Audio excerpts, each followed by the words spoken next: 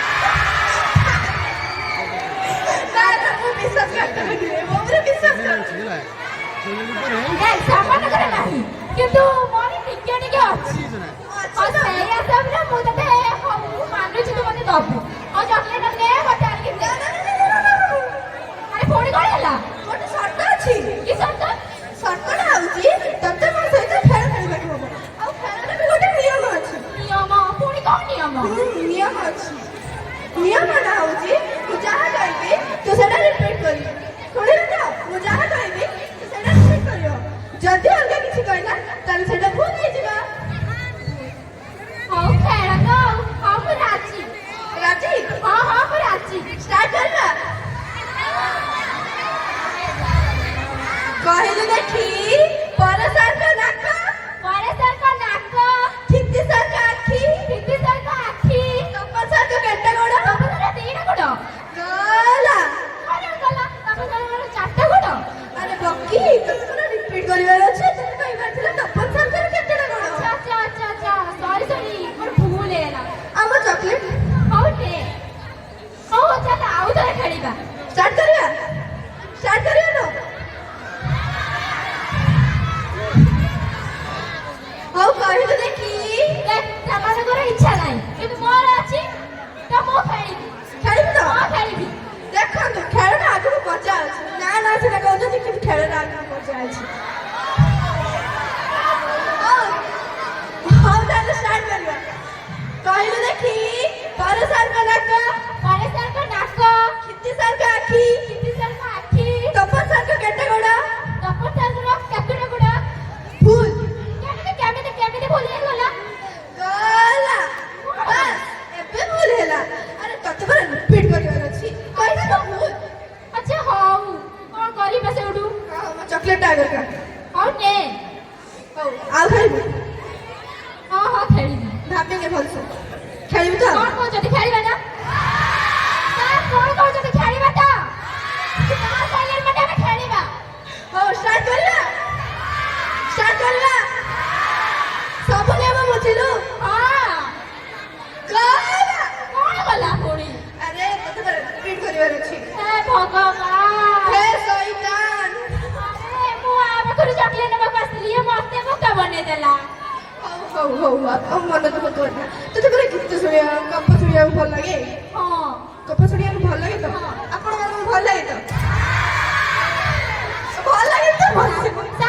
ସାରୁ ଆପଣଙ୍କୁ ଭଲ ଲାଗେ ତ ଗପ ଶୁଣିବାକୁ ଚାଲ ତ ଆପଣମାନଙ୍କୁ ଫକୀରମୋହନ ସେନାପତିଙ୍କର ସୁପ୍ରସିଦ୍ଧ ଗଳ୍ପ ଡାକବଂଶୀକୁ ଏଇ ମଞ୍ଚ ଉପରେ ଉପସ୍ଥାପନ କରିଛନ୍ତି ଆମର 9th କ୍ଲାସ୍ ଭାଇମାନେ ଜୋରଦାର ତାଳି ହେଇଯାଉ ସେମାନଙ୍କ ପାଇଁ ଚାଲନ୍ତୁ ଜୋରଦାର ତାଳି ମଞ୍ଚ ଉପରକୁ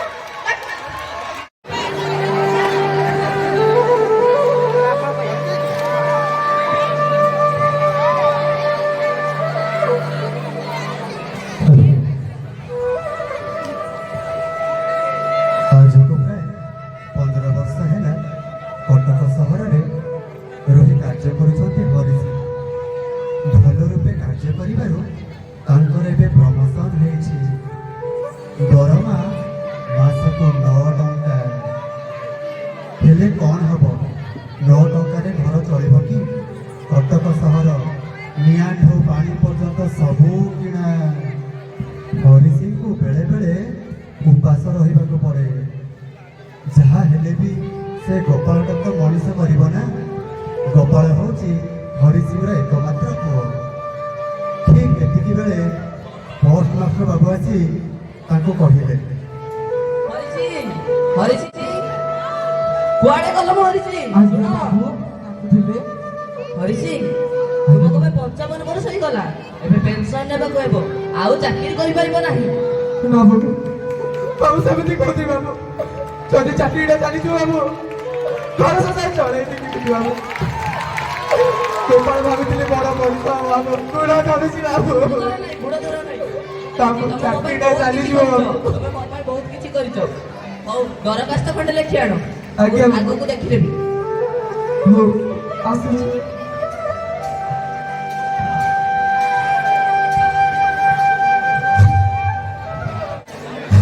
ଏହାରି ଭିତରେ ହରିସିଂର ଆଉ 2 ବର୍ଷ ଚାକିରି ସମୟ ବଢି ଯାଇଛି।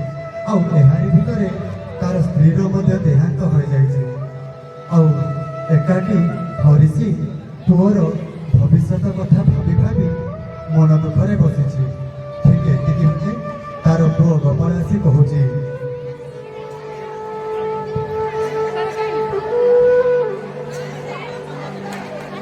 ଆଜି ମୁଁ ପରୀକ୍ଷାରେ ଫାଷ୍ଟ ହେଇଛି। ବାପା ଶୁଣିଲେ କେତେ ଖୁସି ହେବେ। ଯାଏ ବାପାଙ୍କୁ କହିବେ, ବାପା ବାପା।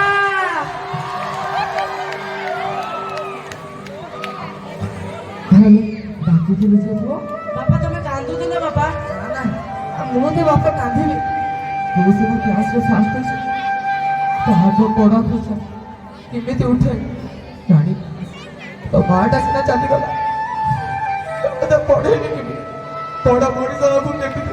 ନା ବାପା, ଧାର କରଜ ହଉ ପଛେ ବାପା ମତେ ପଢାଅ ବାପା। ହଁ ରେ, ତୁ ତ ମୋ ଗୋଟେ କୋଳ ନବ। ତତେ ଯଦି ନ ପଢେଇବି ଆଉ କାହାକୁ ପଢେଇବି? ମୁଁ ଜାଣିଛି ତୁ ଦିନେ ବଡ଼ ମଣିଷ ହେଲେ କାଳିଆ ଘୋଡ଼ାରେ ଚଢିକି ଆସିବୁ, ସେଇଦିନ ମୋ ଛାତିରେ ଫାଟି ଉଠିବ। ମୁଁ କହିବି, ଦେଖୁଛ ସେ ବାବୁର ମୁଁ ବାପ, ଡାକମୁନି ସାପ ମୁଁ, ଡାକମୁନି ସାପ। ତୁ ପାଠ ପଢ ମନ ଦେଇ, ସେଇଦିନ ମୋର ସବୁ ଆଶା ପୂରଣ ହବ ରେ ପୁଅ, ସବୁ ଆଶା ପୂରଣ ହବ। ଯା। ଏହିଭଳି ଭାବରେ ସମୟ କେବେ କାହାକୁ ଅପେକ୍ଷା କରେ ନାହିଁ। ସମୟ ବଢି ଚାଲିଲା, ଗୋପାଳ ବଢି ଚାଲିଲା। ଆଉ ଦିନେ ଗୋପାଳ ହସି ହସି ଆସିଲା ବାପାଙ୍କୁ କହିଲା, ବାପା ବାପା ଏଇ ଦେଖ ମୁଁ ଆଜି ଚାକିରି ପାଇଛି, ଚାକିରି। ଗୋପାଳର ଆରମ୍ଭ।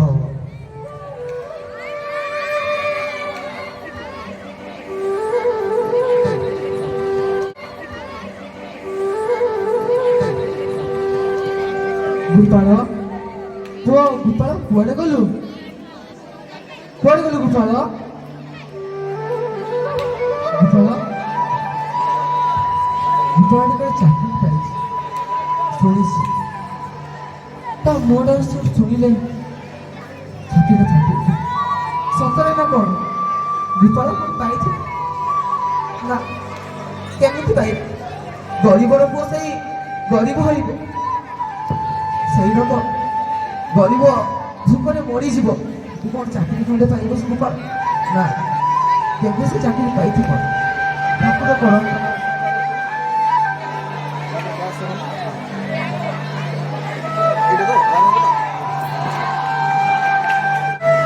বাপা বাপা কଣ পুଅ?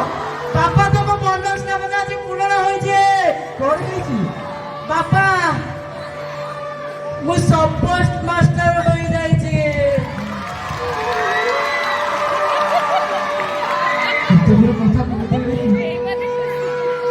ଦେଖୁଛ ମୋ ପୁଅ ଏବେ ସବପୋଷ୍ଟ ମାଷ୍ଟର।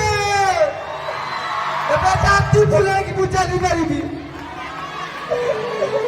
ସବୁ କଷ୍ଟ କରି ସରିଗଲା। ଯଦି ବାପାଟା ଥା ଖୁସି ହେଇଥା। ଛାଡ଼, ହଉ ତୁ ତ ଏବେ ହାକିମ ହେଲୁ, ବଡ଼ ବାବୁ ହେଲୁ। ହଉ ତୁ ଏବେ ଯା, ତୋ ପାଇଁ ଛତା କୁର୍ତ୍ତା ଜୁତା ସବୁ କିଣି ଆଣିବି। ଆଉ ତୁ କଣ ସେଇ ମୁଁ ଲଗା ପୁଅର ବାପ ପୁଅ ହେଇଛୁ। ତୁ ଏବେ ବଡ ବାବୁ ଯେ କାଳିଆ ଘୋଡ଼ାରେ ଚଢିବୁ। ହଉ ତୁ ଏବେ ଯା ଯା। ବାପା ବଡ଼ ବାବୁ ଆଜି ମତେ ଖୁସି ହୋଇ ମୋ ପ୍ରଥମ ମାସର ମୋ ଦରମାଟା ଆଗତୁରା ଦେଇ ଦେଇଥିଲେ।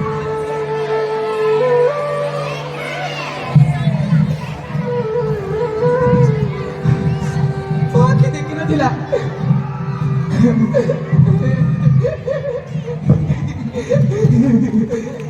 ପଇସା ମୋ ଆଖି ଦେଖିନଥିଲା ପଇସା।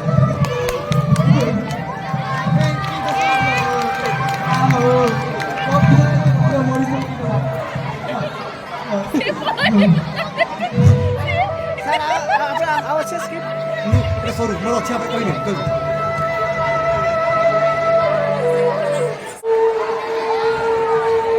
ঘটা কহে ঠিক ঠিক কাম কর ঠিক ঠিক আর যদি সময় অনুসারে কাম ঠিক নহলা সবু কিছু বিগিড়ি যায়। এইভাবে সময়র পরিবর্তন সহ গোপালর মানসিকতার পরিবর্তন হয়েছে। ধপ ফরফরিয়া ধলা ধলা কোট পিঁধি সি এবে সাহেব হয়ে যাইছে। আউ সময় অনুসারে তার বাপাঙ্ক উপরে বঢ়ি চালিছে অত্যাচার। এবে ସମୟ ଗୋପାଳର ଆଉ ତା ବାବାର।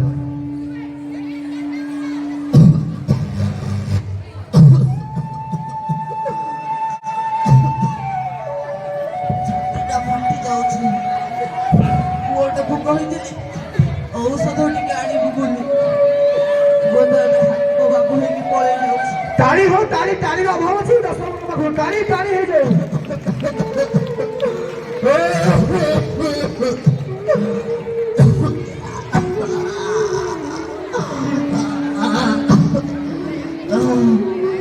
ଗୋପାଳ କୁଆଡେ ଗଲୁ ରେ? ନନସେନ୍ସ ବୁଢା। ଗୋଟେ ମଣିଷ ଦିନ ସାରା ଖଟି ଖଟି ଆସିବ ୟା ପାଇଁ ୟା କାଶ ପାଇଁ ରାତିର ଶୋଇପାରିବନି ଟିକେ। ବାବୁ କହିଥିଲି ଟିକେ ବଟିକାଟା ଆଣିଥାନ୍ତୁ ବୋଲି। ତୁ ବଟିକା ଖାଇବୁ? ଯା ଘରୁ ଆସା। ଏତେ କୁଞ୍ଚର ତତେ ବଡ କରିଥିଲି। ଯେତେବେଳେ ଔଷଧ ଟିକେ ଖାଇବି ବୋଲି ଡାକୁଛି ଗାଳି ଯାଉଛି ମତେ। ଦେଖ କେତେ କଷ୍ଟରେ ମାନେ ମରେଇ ଖାଇଥିଲେ। ଭାବିଥିଲି ବଡ ହେଲା ପରେ ସବୁ ଦୁଃଖ କଷ୍ଟ ସରିଯିବ।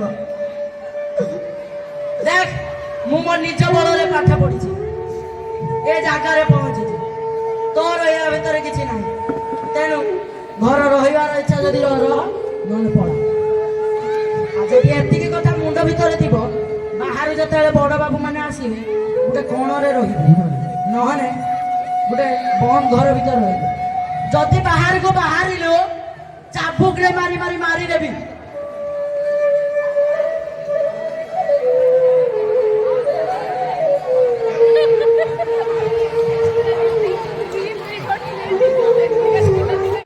ଓହୋ ସମୟ ପରେ ଏମିତି ବଦଳେ। କାହିଁ ଦିନେ ଗୋପାଳ ଆଉ ଏବେକାର ଗୋପାଳ ଟଙ୍କା କଣ ସମସ୍ତଙ୍କ ମୁହଁକୁ ଏମିତି ବଙ୍କା କରିଦିଏ? ରକ୍ତର ସମ୍ପର୍କ କଣ ଏମିତି ମଳିନ କରିଦିଏ? ଠିକ୍ ସେହିପରି ଦିନେ ବୁଢ଼ାକୁ ବହୁତ ଜ୍ୱର, ଖୁ ଖୁ କାଶରେ ଛାତି ତାର ଫାଟି ଯାଉଥାଏ ଆଉ ଦେହରେ 104 ଡିଗ୍ରୀର ଜ୍ୱର ଖଇ ଫୁଟି ଯାଉଥାଏ। ଆଉ ଏତିକି ବେଳେ ଗୋପାଳ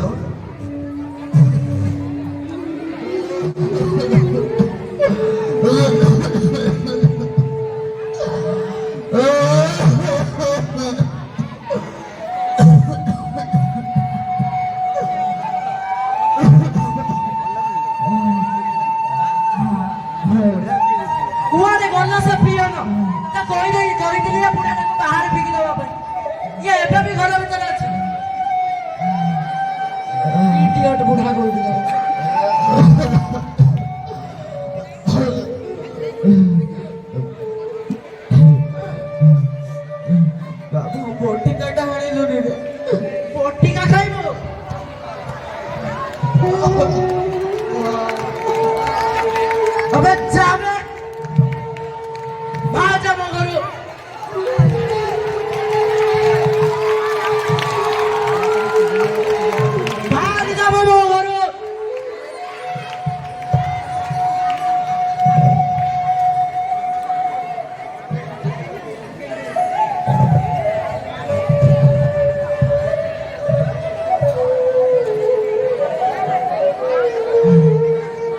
କଷ୍ଟ ପୁଅଟାକୁ ପଢୁଥିଲା।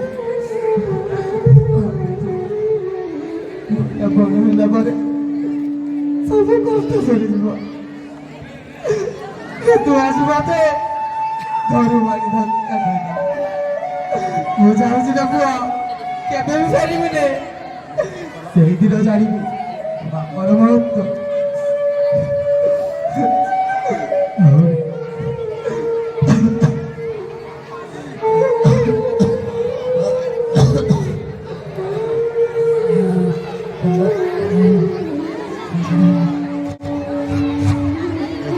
जोरदार ताली हो, जोरदार ताली। ଏହିଭଳି ଭାବରେ ଲୋକମାନେ କୁହାକୁହି ହୁଅନ୍ତି। ସେଇଦିନୁ ଗୋପାଳ କାଳେ ଆଉ ଗାଁକୁ ଆସିନି। ହରିସିଂଟି ଆଉ ତା ପୁଅକୁ ଖୋଜିନି।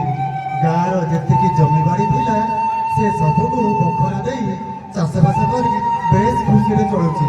ମଝିରେ ମଝିରେ ଜ୍ୱରଟା ଆସୁଛି ଯେ ହେଲେ ଆଉ ସେ ପୁଅ ହାତକୁ ଅନଉନି। ଏହିଭଳି ପୁଅ ଆଜିକାଲି ଆମ ଗହଳରେ ବହୁତ ଅଛନ୍ତି। ଚାକିରି ପାଇଲା ପରେ ଟଙ୍କା ପାଇଲା ପରେ ବୃଦ୍ଧ ବାପା ମାଙ୍କୁ ସହିତ ଏମିତି ଅତ୍ୟାଚାର କରୁଛନ୍ତି ଆଉ ନେଇ ବୃଦ୍ଧାଶ୍ରମରେ ଫିଙ୍ଗି ଦେଇ ଆସିଛନ୍ତି। ଆଜ୍ଞା ବିଚାର ଆପଣମାନଙ୍କ ହାତରେ। ଆପଣ ଏହିଭଳି ଡାକ ମୁନ୍ସି ଭଳିଆ ପୁଅ ବଢ଼ିବେ କି ସଂସ୍କାର ଦେଇ ଶିକ୍ଷିତ ଆଉ ସଂସ୍କାରିତ ପୁଅ ବା ଝିଅକୁ ଗଢ଼ିବେ ବିଚାର ଆପଣମାନଙ୍କ ହାତରେ। ଜୋରଦାର ତାଳି ହେଇଯାଉ ଆମର କୁନି କୁନି କଳାକାର କଳ୍ପତରୁ ଆଉ କୃଷ୍ଣା ଆଉ ଶଶିକାନ୍ତ।